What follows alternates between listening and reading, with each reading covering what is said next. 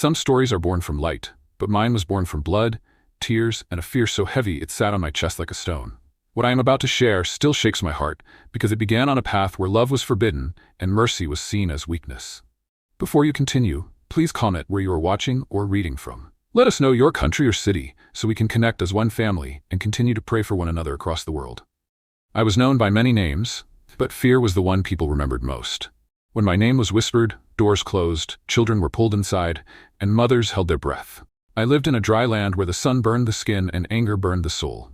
Violence was normal there. Death was common. Kindness was rare. From a young age, I was taught that obedience was life and questions were danger. I grew up memorizing rules before I learned how to smile. My teachers showed me what to believe, and my leaders showed me who to hate.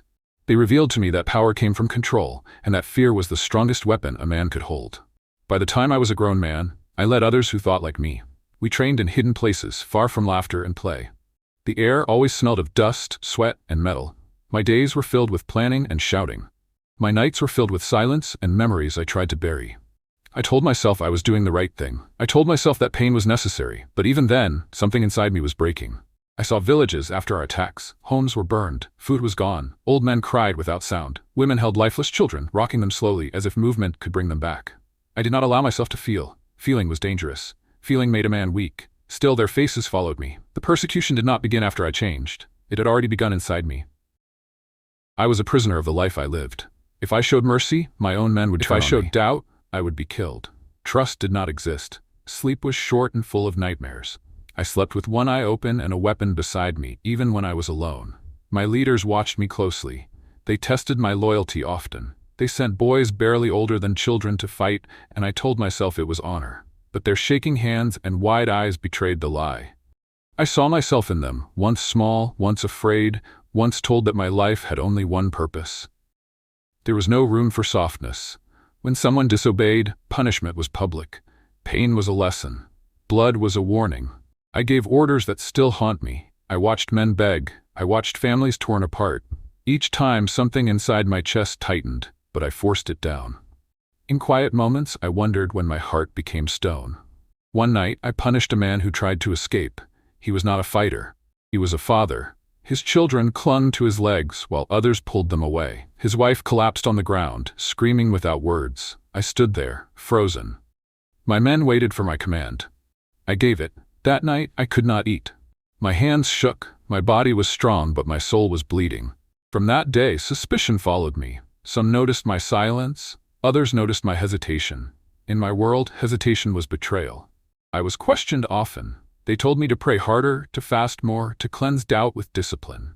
They showed me verses and rules, but none of it healed the noise in my head. The persecution grew quieter but sharper. I was watched when I walked. Conversations stopped when I entered rooms. My food was tasted by others before I ate. Even my closest guards kept distance. Loneliness became my shadow. I began to feel hunted by the very fear I once commanded. I tried to drown the questions with action. More missions, more orders, more violence. But every act carved another wound in me. I saw faces in my dreams. Children, mothers, the father who tried to escape. I woke up sweating, my heart racing, my mouth dry. I was surrounded by men, yet completely alone. Deep inside, a simple question kept rising, no matter how hard I pushed it down. It asked whether this was truly the life I was created for. That question scared me more than any enemy. If anyone knew I was thinking this way, I would not live another day. So I buried it. Or so I thought. I did not know that my life was already moving toward a moment that would tear everything I believed apart. I did not know that the same heart I tried to kill would soon be awakened. I only knew that I was tired, broken, and standing on the edge of something I could not yet see. And this was only the beginning. I did not know that one single night could destroy the man I was and begin the slow birth of a man I feared to become. What happened did not come with warning, and it did not come with comfort. It came in the middle of fear, pressure, and pain when escape was no longer possible. The night was quiet, but my heart was loud. I was hiding in a small, broken building far from the camps. The walls were cracked, and the roof leaked when the wind moved. I chose that place because I felt unsafe among my own men. That truth alone showed how far my life had fallen. For weeks before that night, Persecution had followed me closely. My leaders tested me again and again. They sent people to watch me. They delayed my food. They moved my guards without telling me. I was accused without proof. I was warned without mercy. Every step I took felt like walking on glass. I was beaten once, not openly, but quietly. It happened in a dark room. Hands struck me while faces stayed hidden. Pain spread across my back and ribs. I was left on the floor and told through actions, not words, that obedience was my only protection. That night I cried without sound. Not because of the pain in my body, but because I realized I was no longer safe anywhere. Even my prayers felt empty. That night I cried without sound. Not because of the pain in my body, but because I realized I was no longer safe anywhere. Even my prayers felt empty. I repeated words, but they returned to me without life. Fear sat beside me. Guilt stood in front of me. Shame followed me everywhere. That night my body was weak. I had not eaten well for days. My wounds were fresh. My mind was tired. I lay on the cold floor, staring into the darkness. I thought of the people I had hurt. I thought of the families destroyed. I thought of the father who tried to escape. Their faces felt closer than ever. Then something happened that I cannot explain with strength or logic. The room did not change, but I did. A heavy peace pressed down on me, different from fear. I did not see fire or thunder. I felt presence. I felt seen. Not watched like an enemy, but seen like a broken child. I became aware of Jesus, not as a story, not as a rumor, but as a living reality. He revealed himself to me in a way that touched my heart, not my eyes. He showed me my life clearly, like water reflecting a face. I saw my cruelty, I saw my pride, I saw my pain. And still, I felt acceptance instead of rejection. He showed me love without force, mercy without violence, power without hatred. That broke me. I fell to the ground shaking. My body reacted before my mind could understand. I felt unclean. I felt small. I felt exposed. Yet, I was not crushed. I was held by something greater than fear. He revealed to me that my life had value beyond destruction. He showed me that blood was not my purpose. He made me understand that forgiveness was real, even for someone like me. When the moment passed, the room was still the same. The pain in my body remained. The danger outside remained. But something inside me had changed forever. I knew that if anyone discovered what had happened, my life would end quickly. This decision, even unspoken, marked me for death. The persecution would no longer be suspicion. It would become action. And it did. From that night, the attacks increased. I was denied rest. I was insulted publicly. I was stripped of leadership slowly, piece by piece. Friends turned into enemies. Silence became accusation. Every look carried threat. I was called weak. I was called dangerous. I was called cursed. I was beaten again, this time harder. My body carried marks I could not hide. I was dragged through dirt. I was locked alone for days without light. Hunger twisted my stomach. Thirst burned my throat. In that darkness, fear tried to return. But something stronger remained. I remembered the peace. I remembered the presence. I remembered that I was seen and not hated. I did not yet know how to leave. I did not yet know how to survive. I only knew that I could not return to who I was. Even if it cost me everything, I could not deny what had been revealed to me. That night did not save me from suffering. It marked the beginning of greater persecution. But it also planted a seed that pain could not destroy. And from that seed, my old life began to die. There is a kind of pain that does not bleed, yet it hurts more than broken bones. It is the pain of knowing the truth and being hunted for it, while having nowhere to run and no one to trust. After that night, my life became a slow march through fear. I carried a secret that burned inside me. I did not speak it. I did not show it, but it showed itself through my eyes, my silence, and my refusal to harm others the way I once did. The persecution grew deeper and more personal. I was moved from place to place like a criminal. I was never told why, but I knew. Guards followed me closely. They searched my body often. They took my belongings. Even my sleep was disturbed. I was woken suddenly, pushed, questioned, and left confused on purpose. This was done to break my mind. Food became a weapon. Some days I was given nothing. Other days, the food was thrown on the ground before me. Hunger made my head spin. My hands shook. My strength faded. I lost weight quickly. My bones pressed against my skin. I was mocked openly. People I once commanded laughed when I passed. They pointed at me. They treated me like dirt. Their eyes carried hate mixed with fear. They sensed I was no longer one of them. At night, I fought a war inside myself. Fear told me to deny everything, to return to violence, to survive.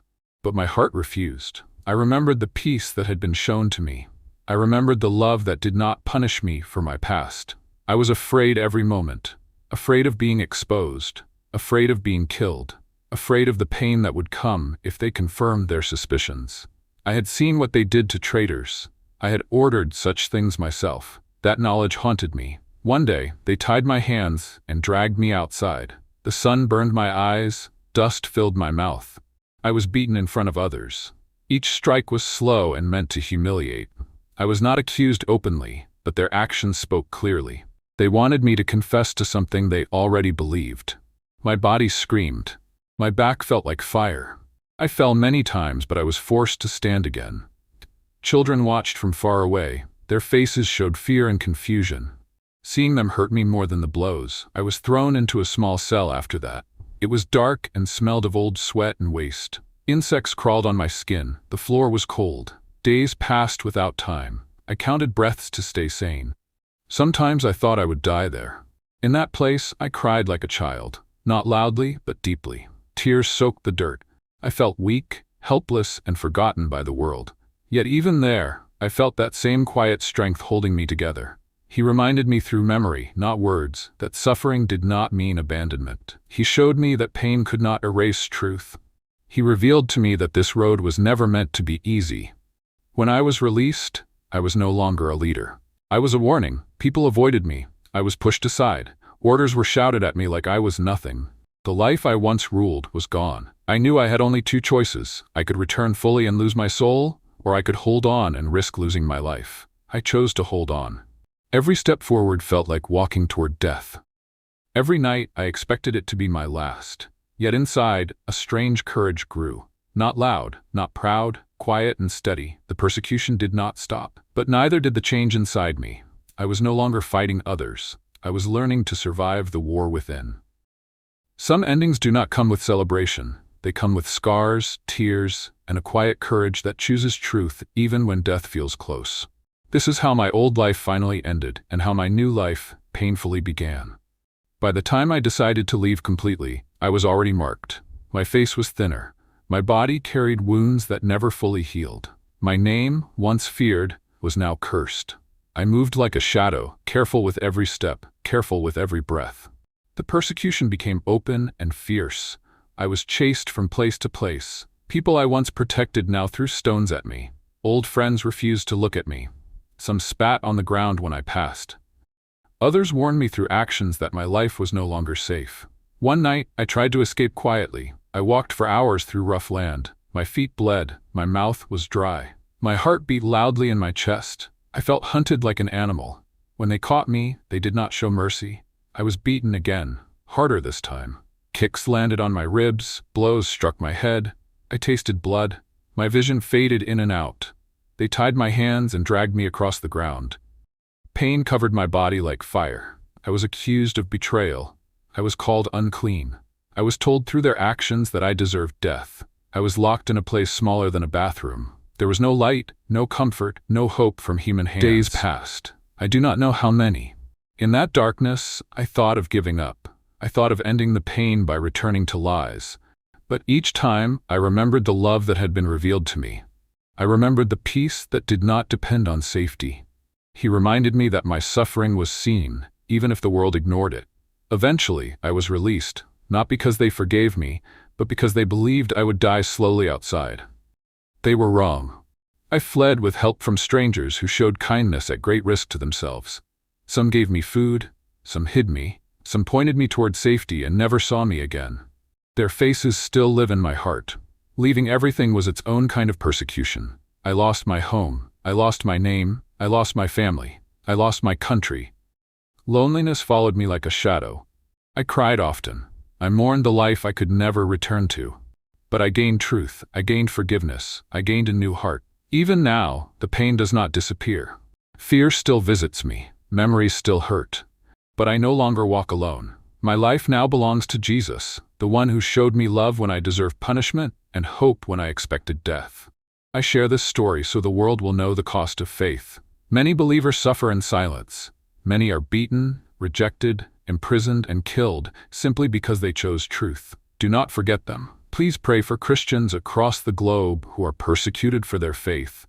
Pray for strength, protection, healing, and courage. Pray also for those who are trapped in violence and lies, that their hearts may be opened, just as mine was. If your heart feels heavy with guilt or sin, know that repentance is possible. Turn to Jesus in your heart. Ask Him to forgive you. Ask Him to wash you clean. Ask Him to lead your life from this day forward. Trust that He receives you with mercy, not anger. My life began in fear, but it continues in hope. And if God could change someone like me, then no one is beyond His love.